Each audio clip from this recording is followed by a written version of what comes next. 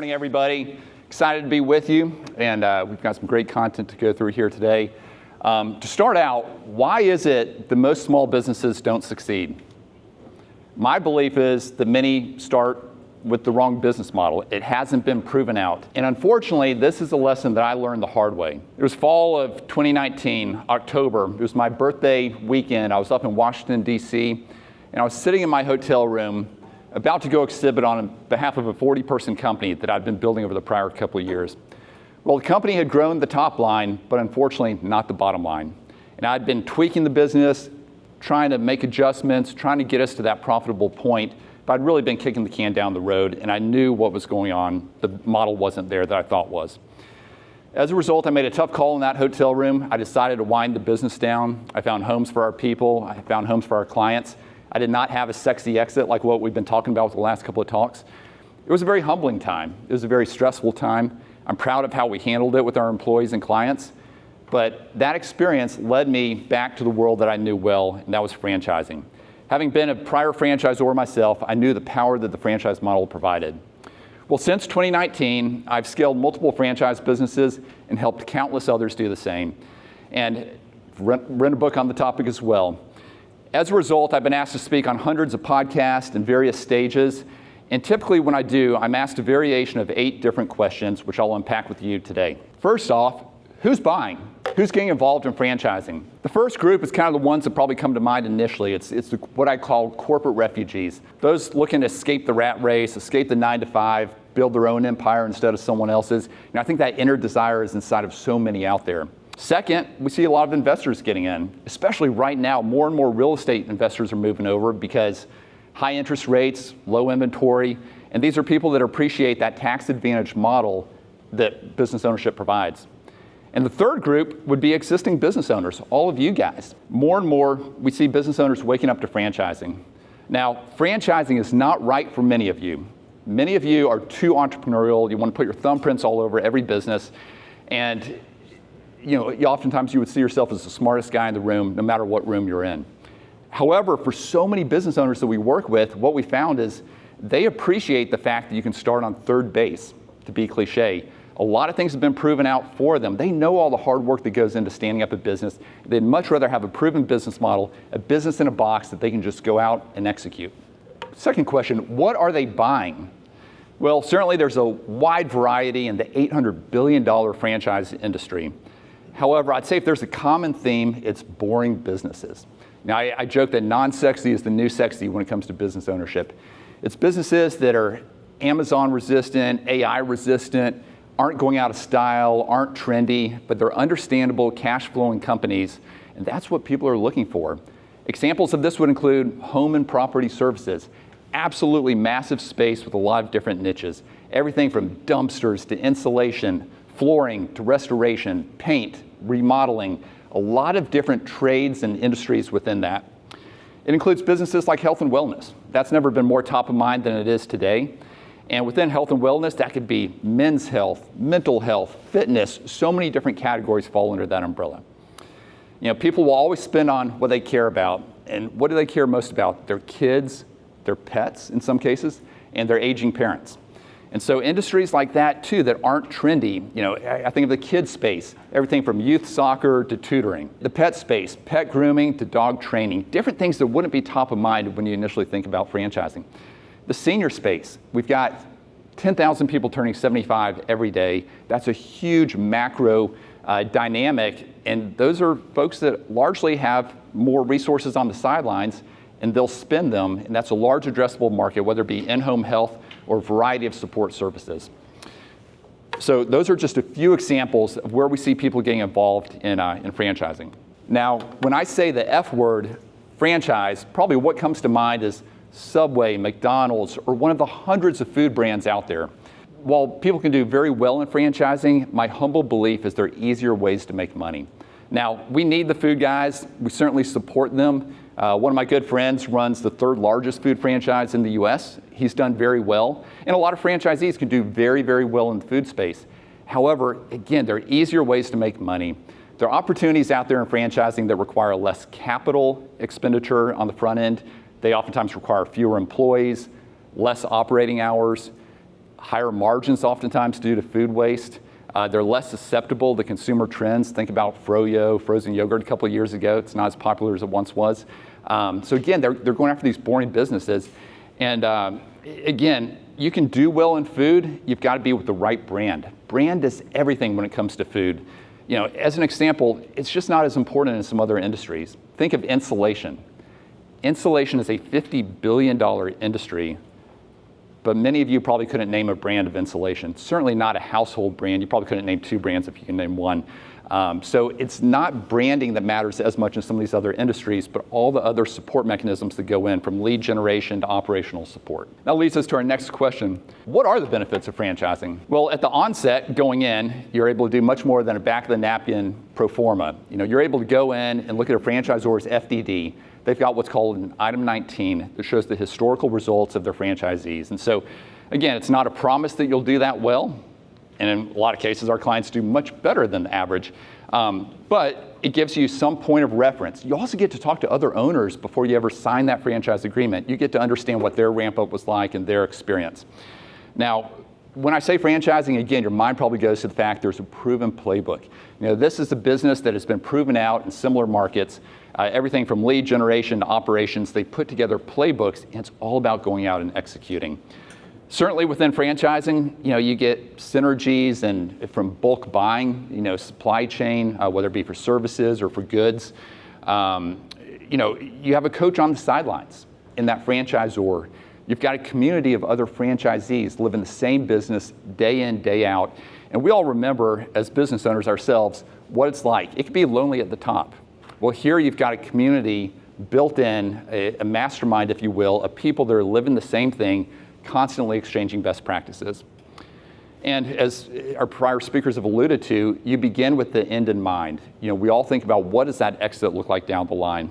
Well, there's been research done that has shown that franchises oftentimes trade at a higher multiple than non-franchises in like-kind industries. So that resale buyer definitely sees the benefit of stepping into a proven system. So can franchises be run semi-passively? Most franchises market themselves as semi-passive opportunities. Some will call it semi-absentee, some call it an executive model. Well, certainly that's doable, and I do prefer to call it semi-involved, because as a business owner, the buck stops with you, end of the day. However, franchising does allow you to put a manager in place day one that then receives the support from the franchisor.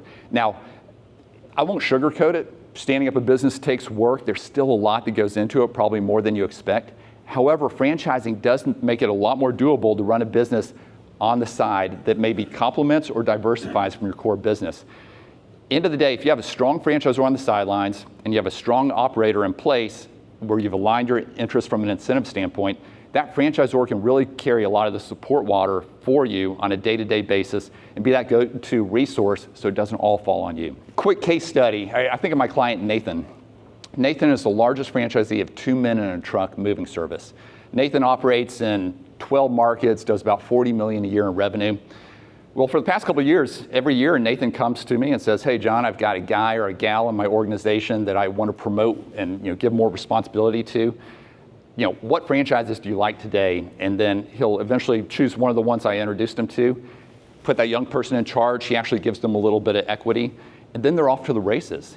Time after time, he comes back and buys more territory, more locations in that very first year, which to me is a signal of great success. So that's just a small case study out of many case studies of existing business owners expanding through franchising. So, big question, what kind of returns can you make in franchising? Certainly it's across the board, depending on the industry, the market, the company, everything else that goes into it.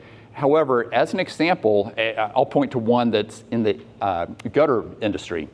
Gutter installations, it's about a $6 billion industry in the US. And 2 years ago, we had about a dozen clients buy into a gutter business. Most people, we had doctors, we had Wall Street attorneys, we had existing business owners, people that didn't have gutters in mind when they first started talking with us. Well, with the gutter example, your all-in investment was around $250,000. That's your franchise fee, your startup cost, and then a couple months of working capital. That's your all-in investment. On average, their franchisees across a large swath of owners across the country are averaging $1.5 million in revenue with about a 25% bottom line margin. Now, not every franchise carries a 25% bottom line margin. There's a reason why it was popular. Actually, some are north at 25%.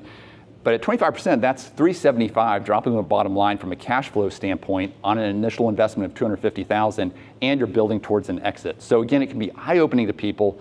You know, it's really what I call the trifecta. You're building cash flow, building an exit value, but then you're also receiving tax benefits. Now, most of you already as business owners are receiving tax benefits from business ownership, but this is one more way. So how do you find the right franchise? You know, it can be crazy out there, and just like every industry, there's strong players, and then there are players you don't want to align yourself with within the franchise world as well. So how do you find the right franchise? Certainly if you Google around, you're going to see every company putting their best foot forward. There's so much noise out there. And you may stumble upon a top 100 franchise list from any number of different publications that publish these. However, it's important to understand that most of those companies actually paid to be on that list. It's a PR move on their behalf. So again, it can be a little deceiving. And it's really important to understand what's going on behind the scenes of these different businesses. My recommendation, based on my experience, is partner up with a trusted guide, someone that has been there, done that, that has the relationships in the industry, that understands what's going on, that is well respected within the industry, because that can make all the difference as you're trying to evaluate what are the top opportunities in my market based on what I'm looking to do. Now, shifting gears a little bit, whenever I talk with existing business owners, I'm oftentimes asked the question, should I franchise my business as a way to scale it? Certainly, some businesses aren't franchisable, as I would say, and it's not the right move, or maybe it's not the right move for the founder. However, for so many companies out there, franchising can be a great way to scale. Some of the reasons would be you're able to scale more rapidly oftentimes. Instead of raising capital, instead of having to take on debt, you're using franchisees' money to essentially build out your franchise empire. In addition, there's so many benefits, again, that I went into earlier, but private equity loves franchising. End of the day, you're building towards an exit. Private equity absolutely loves the franchise model, and you see time and time again, they come back and make acquisitions, oftentimes into a shared platform. And finally, as business owners, we've all wanted employees that act as owners, right? And that's something we're always seeking. We're trying to align incentive plans to get that sort of response.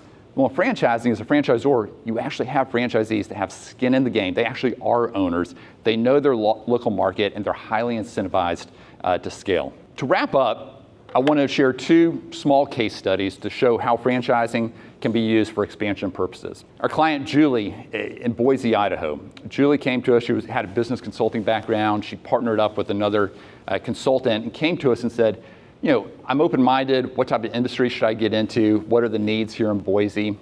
Ultimately, she chose an in-home care senior business, with caregivers. She saw the need there in the market. Well, about 3 months after that, she came back to us and said, all right, I'm ready for round two, which is faster than most people. It usually takes a little bit longer before round two comes around. But she said, what is a business that can complement my in-home care business? I ultimately introduced her to one that she moved forward with that provides wheelchair ramps, stair lifts, different mobility solutions in the home that allow people to age in place. What a great complement to her core senior care business. I think about Lucas, client of ours in Columbia, South Carolina. Lucas was a 4-time business owner, had a portfolio of successful businesses across different industries. Lucas came to us and said, hey, I'm open-minded, but I like the idea of adding a franchise to our portfolio. That's something I haven't done before. Well, we introduced him to a variety of opportunities. He ultimately chose a dumpster business, saw the opportunity within the market to differentiate a bit. Again, this is a highly fragmented mom and pops type market. Most companies don't do a great job of marketing themselves in dumpsters. As a result, he was off to the races. He scaled that business all throughout the Carolinas, has done very well. But in addition to building another profitable cash flow, he also gave the feedback to us that his other 4 businesses are now more successful as a result of having a franchise in the portfolio, because there were best practices and learnings that he was able to bring in and implement in those. So everyone's situation is different. Everyone's background's different. But we continue to see more and more case studies of clients of ours that are existing business owners that have found franchising to be a great way to expand. Thank you.